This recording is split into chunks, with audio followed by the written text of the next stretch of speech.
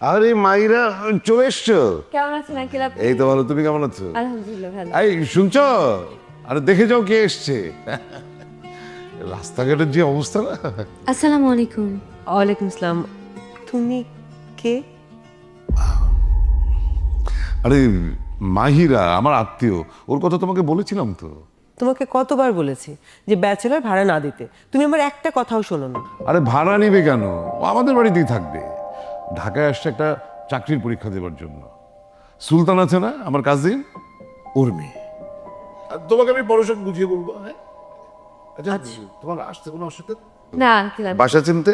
না ম্যাপ দেখে চলে এসেছি আমি। তুমি সুলতান ভাইয়ের মেয়ে, সিলেটে থাকো? জি। দেখেছো, আমি একদম ভুলে গিয়েছিলাম, মানে মনে পড়ছিল না। আসো আসো আসো, তুমি আমার সাথে ভেতরে আসো। কেমন আছো? বাড়ির সবাই কেমন আছে? আলহামদুলিল্লাহ। চলো।